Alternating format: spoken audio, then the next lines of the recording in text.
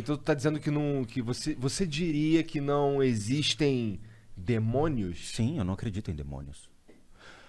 Quando você pega o pé da letra, o Delphos ou Satã, eles são nomes que foram traduzidos.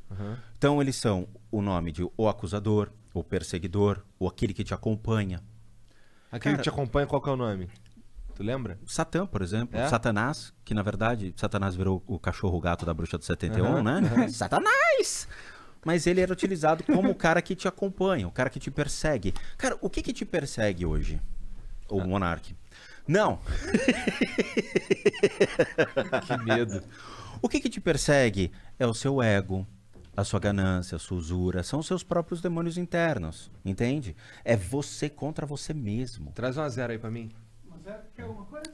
Eu tô com a aguinha aqui, tem outro copo aqui pra mim, obrigado. Você entende?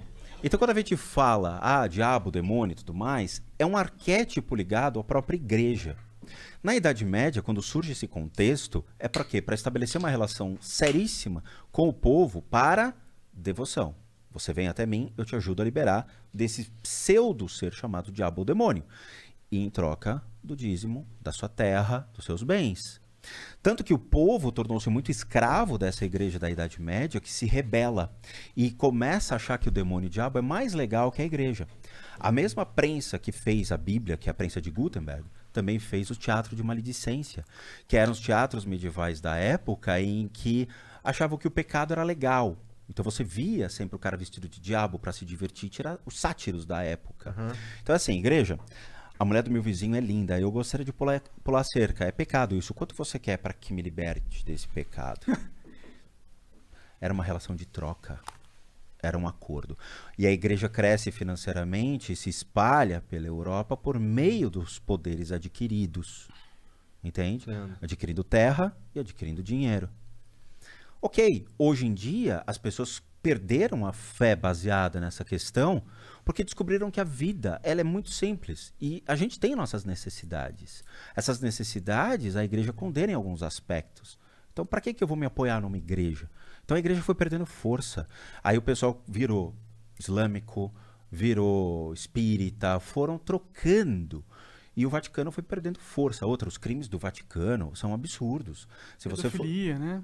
Muitos papas foram enterrados com o caixão fechado por causa de sífilis.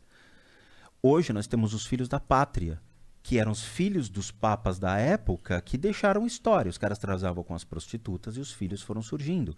Os filhos da pátria são aqueles caras que ficaram à margem de... Pessoas começaram a questionar a existência do diabo, vendo que o próprio Vaticano tinha tantos pecados que não conseguia enfrentar o dito diabo que eles cultuaram. E aí as pessoas questionam. Será que o diabo existe? O diabo ele é uma alegoria. Ele é uma alegoria criada para você ter medo de algo. E Deus é uma alegoria também? Essa é complicada. Porque eu posso te dar um susto nessa resposta. Então responda. Se você estudar teologia, você vai ver que existem duas respostas para essa pergunta. Sim e não. Primeira coisa, eu não tenho direito para predeterminar o que é certo ou errado a um ser. Eu não posso te dizer o que é certo e errado. Isso é uma busca sua, da mesma maneira que foi a minha.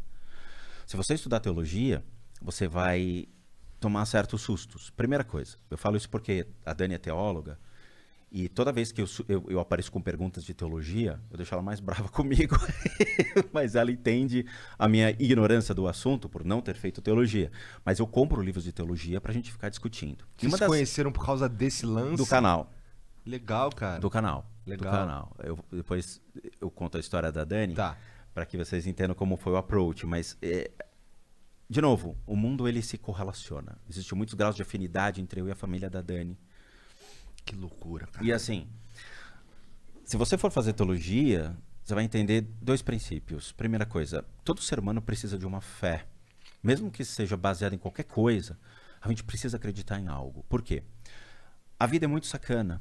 A vida é triste, ela não é fácil de ser lidada. A gente vê miséria, sofrimento, dor, a gente vê roubalheira no sistema público de saúde, a gente vê ganância, a gente vê muita coisa que se você ligar a televisão, você vai sair com uma depressão profunda sobre tudo aquilo.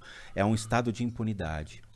Você vê miséria e a única coisa que te mantém ainda nesse game é acreditar em alguma coisa. Ou você acredita que tudo isso aqui vai sair de uma do pior para algo melhor, ou você acredita em um Deus. Seja ele baseado em qualquer crença, pode ser qualquer nome. Você autodetermina que aquilo é um Deus. Mas não existe a verdade? A verdade ela é dinâmica. A verdade não é algo... de novo, a verdade do Henrique V, numa época, era uma coisa. A verdade hoje, que você vai atrás, é completamente diferente. Será que é ou a interpretação da verdade que muda? Talvez seja o conhecimento do assunto em si. Cara, preciso mijar Porque rapidinho. muitas pessoas começaram a questionar. E esse questionamento leva a interpretações diferentes e diversas formas de buscar uma resposta sobre aquele tema. Mas você não concorda que todo o conhecimento, toda a verdade, todas as coisas que a gente tem como verdade, elas não são buscadas de uma mesma fonte lógica universal? Porque é a minha percepção. Que, Não tipo, porque você fica viciado. Como assim? Eu preciso saber sobre o ponto de vista de diferentes religiões a interpretação de Deus. Não, tudo bem, mas eu não tô dizendo a interpretação de Deus em questão da religiosidade. Tô falando na questão de, tipo... O mundo... Cara, eu meio que esqueci o que eu tava falando. Tá te fazendo mal. O que a gente tá falando mesmo? Pois é. Esqueci. Oi, meu nome é Rodrigo Spookhouse Caçambrades. Caralho. Não, eu entendo o seu É ponto que de você vista. foi pro outro lado, aí eu perdi o lado que eu tava indo, mano. A gente tem que ver a interpretação de Deus sobre a ótica de diversas crenças. Sobre... Ah, seja- lembrei, desculpa. Cara, o meu ponto é, existe uma verdade universal, tipo, existe um jeito do que as coisas funcionam.